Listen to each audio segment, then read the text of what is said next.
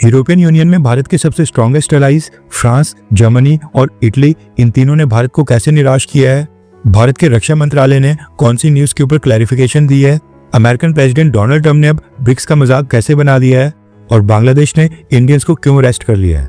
काफी सारी important updates आ रही हैं जो आपको मेन स्ट्रीम न्यूज चैनल्स के ऊपर भी देखने को नहीं मिलेंगी, इसलिए वीडियो को एंड तक देखिएगा। सबसे पहले बात करते हैं यूएस प्रेसिडेंट डोनाल्ड ट्रंप के बारे में, क्योंकि इन्होंने एक बार फिर से ब्रिक्स संगठन का मजाक बनाया है और भारत पाकिस्तान के ऊपर भी कमेंट किया है। सबसे पहले तो डोनाल्ड ट्रंप ने भारत पाकिस्तान के बीच सीजफायर करवाने का फिर से दावा किया है और कहा है कि भारत और पाकिस्तान के बीच का कॉन्फ्लिक्ट काफी तेजी से एस्केलेट हो रहा था और ये दोनों देश न्यूक्लियर पावर्ड देश हैं, जिसके कारण सिचुएशन आउट ऑफ कंट्रोल हो सकती है।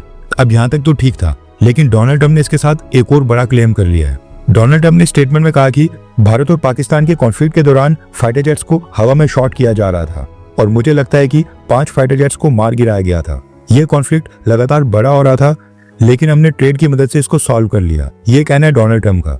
अभी जो डोनाल्ड ट्रंप ने पहली बार ये रिवील किया है कि इस पूरे कॉन्फ्लिक्ट में 5 फाइटर जेट्स मार गिराए गए हैं, इसमें ट्रंप ने यह नहीं बताया कि ये 5 फाइटर जेट्स कौन सी कंट्री के थे।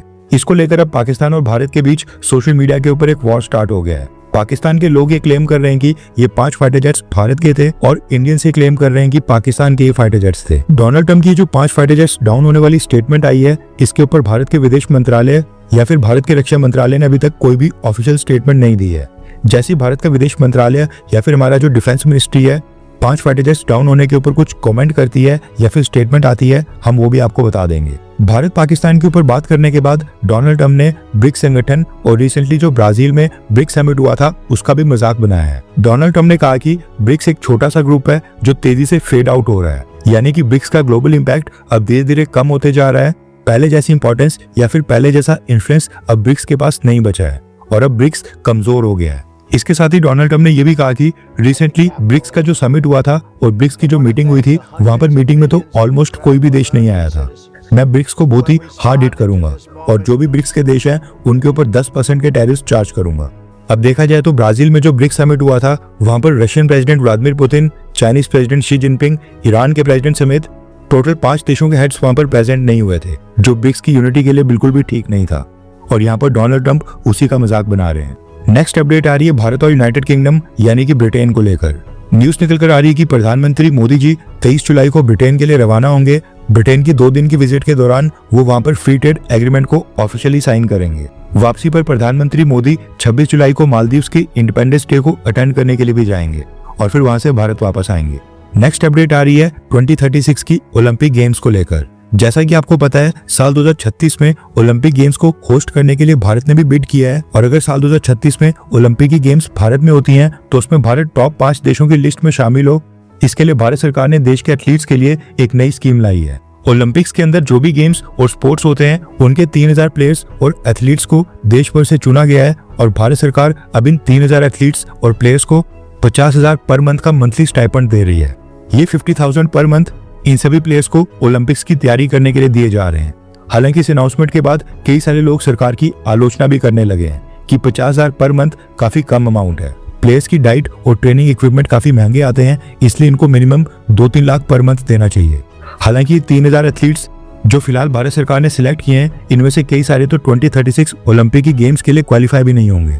अभी तो केवल बस अच्छे प्लेयर्स को सपोर्ट करने के लिए ये 50,000 पर मंथ दिए जा रहे हैं। आपको क्या लगता है कि 50,000 पर मंथ सफिशिएंट है या फिर इस अमाउंट को बढ़ाना चाहिए? नीचे कमेंट करके अपनी राय जरूर बताएं। नेक्स्ट अपडेट आ रही है यूरोपियन यूनियन को लेकर।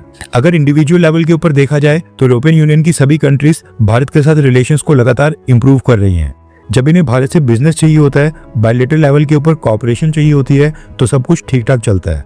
लेकिन जब बात आती है भारत के इंटरेस्ट की, तो ये देश उस समय यूरोपियन यूनियन के अम्ब्रेला के अंदर छुप जाते हैं। अभी तक क्या था कि यूरोपियन यूनियन भारत को इग्नोर करके पाकिस्तान को सपोर्ट कर रहा था, लेकिन अब यूरोपियन यूनियन ने भारत की कंपनीज के ऊपर सैंक्शंस लगाना भी स्टार्ट कर दिया है। दरअसल यूरोपियन यूनियन ने रशिया को टारगेट करने के लिए अब भारत की कंपनीज के ऊपर ही कड़े सैंक्शंस अनाउंस कर दिए हैं, जिसके बाद अब भारत को भी रशिया को जबरदस्ती पुश करना पड़ रहा है कि वो अपना स्टेक डिसॉल्व कर ले। यूरोपियन यूनियन ने जो भारत की नायरा एनर्जी कंपनी के ऊपर सैंक्शंस लगाए हैं, ये कोई छोटी मोटी कंपनी नहीं है। नायरा एनर्जी रिलायंस के बाद भारत में दूसरी सबसे बड़ी ऑयल रिफाइनरी ऑपरेट करती है, जहां पर 4 लाख बैरल्स क्रूड ऑयल हर दिन प्रोसेस होता है। कंपनी के पूरे भारत में 6,750 से भी ज्यादा पेट्रोल पंप्स और गैस स्टेशंस हैं। यूरोपियन यूनियन ने नायरा एनर्जी के ऊपर सैंक्शंस इसलिए लगाए हैं क्योंकि इस कंपनी में 49% का स्टेक यानी कि 49% की हिस्सेदारी रशियन ऑयल कंपनी रोसनेफ्ट की है। इसलिए नायरा एनर्जी जो भी पेट्रोल, डीजल, गैस या फिर बाकी फ्यूल यूरोपियन यूनियन की कंट्रीज को बेच रही थी, उसके प्रॉफिट का बड़ा हिस्सा रशिया जा रहा था। ऊपर से नायरा एनर्जी रशिया से भी ह्यूज क्वांटिटी में क्रूड ऑयल परचेज करती है। अब यूरोपियन यूनियन के सैंक्शंस लगाने का मतलब है कि नायरा एनर्जी के यूरोपियन यूनियन की कंट्रीज में जो भी एसेट्स या फिर बैंक बैलेंस है उसको फ्रीज किया जाएगा। कंपनी के कुछ लोगों के ऊपर ट्रैवल बैन लगे हैं एंड इसके साथ ही यूरोपियन यूनियन की कोई भी कंपनी अब नायरा एनर्जी के साथ कोई भी गुड, सर्विस या फिर सपोर्ट की डील साइन नहीं करेगी। यानी कि अब यूरोपियन यूनियन नायरा एनर्जी से पेट्रोल, डीजल या गैसोलीन परचेज भी नहीं करेगा। अब नायरा एनर्जी से क्रूड ऑयल ना परचेज करना ये तो चलो समझ आता है, लेकिन नायरा एनर्जी के एसेट्स को फ्रीज करना ये पूरी तरह से अनफेयर है। इसलिए भारत के विदेश मंत्रालय ने यूरोपियन यूनियन के इस फैसले का कड़ा विरोध किया है और भारत ने कहा है कि एनर्जी सिक्योरिटी के मामले में भारत किसी भी देश की नहीं सुनेगा और ये देश भी इस तरह के सैंक्शंस लगाकर डबल स्टैंडर्ड्स अपनाना बंद कर दें। अब इस पूरी डेवलपमेंट के बाद न्यूज निकल कर आ रही है कि रशिया की Rosneft company Nayara energy company में अपने 49% के स्टेक यानी कि 49% की हिस्सेदारी को बेचने जा रही है और इस मौके का फायदा उठाने जा रहे हैं भारत के सबसे बड़े बिजनेसमैन।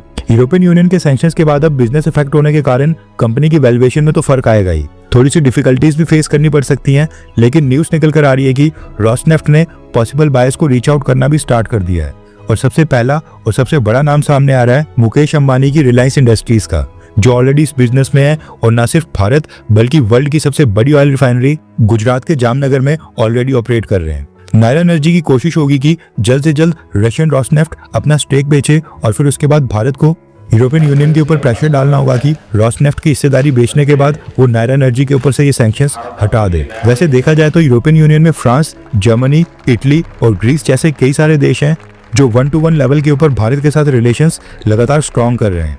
अभी यूरोपियन यूनियन के अंदर काफी इन्फ्लुएंस रखते हैं और यूनियन का जो बजट होता है उसमें इनकी हिस्सेदारी काफी बड़ी है।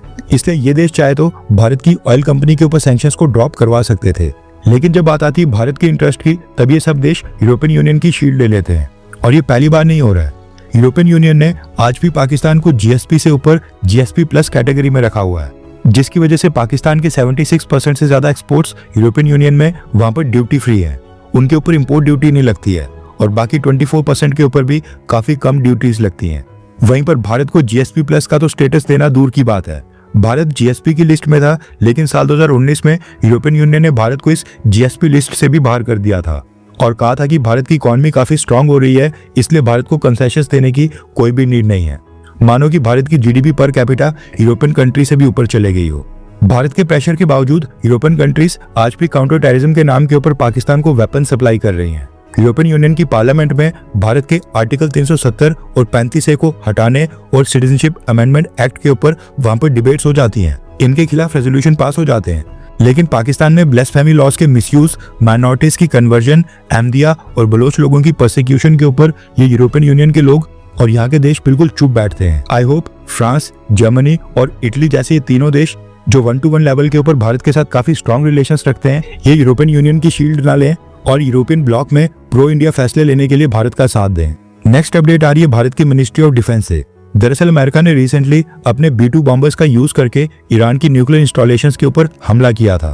उसके बाद से भारत के न्यूज चैनल्स के ऊपर भी ये न्यूज काफी वायरल हो गई कि भारत भी अपने लिए next generation strategic bombers develop कर रहा है, जो बिना किसी रिफ्यूलिंग के 12,000 किलोमीटर दूर जाकर टारगेट्स को हिट करने में सक्षम होगा।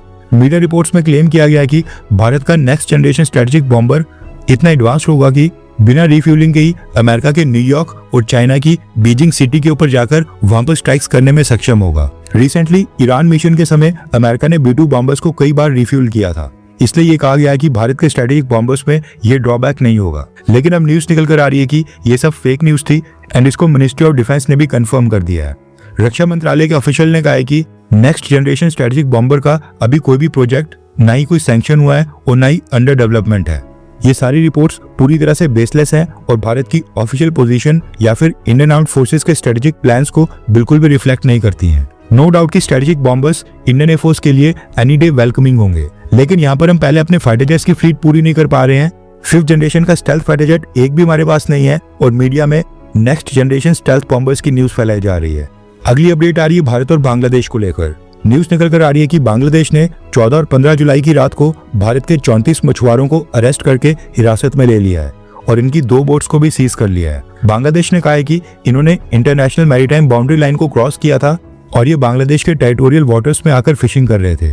5 दिन कंप्लीट हो गए हैं, लेकिन बांग्लादेश इनको रिलीज नहीं कर रहा है और अभी तक भारत को इनकी कॉन्सुलर एक्सेस भी नहीं दी है, यानी कि भारत की एम्बेसी या फिर डिप्लोमेटिक स्टाफ को इनसे मिलने की परमिशन भी नहीं दी गई है। बांग्लादेश का कहना है कि ये उनके लिए बड़ा सिक्योरिटी थ्रेट भी है, इसलिए वो इसको सीरियसली ट्रीट करेंगे। अब देखना ये होगा कि बांग्लादेश कितने दिनों के बाद भारत के इन मछुआरों को रिलीज करता है। हर 24 घंटे के अंदर जियोपॉलिटिक्स में बड़े फेरबदलाव और उलटफेर हो रहे हैं और भारत के लिए नए चैलेंजेस आ रहे हैं। कोई देश अपने फैसले से पलट रहा है तो कोई देश ब्लैकमेलिंग के ऊपर उतर आया है। सभी देश एक दूसरे को नीचे लगाने की कोशिश कर रहे हैं। इन सब के बीच हमारा भारत किसी भी देश से पीछे न रह जाए, इसके लिए मोदी सरकार लगातार कोशिशें कर रही है। एंड भारत की foreign policy, defence news, economy और ग्लोबल अफेयर्स का सही एनालिसिस हमारे चैनल इंडियन अफेयर्स का मिशन है और ये मिशन आपके सपोर्ट के बिना अधूरा है। इंडियन अफेयर्स हिंदी के ऊपर हम सभी फैक्ट्स और डेटा बिल्कुल सरल भाषा में एनालाइज करते हैं, बिना किसी एजेंडा के।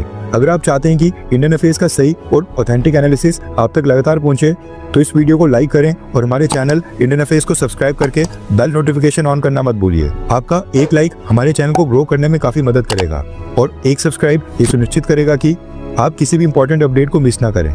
अगर आपने हमारे चैनल को पहले से सब्सक्राइब किया है तो दिल से धन्यवाद। जय हिंद, वंदे मातरम।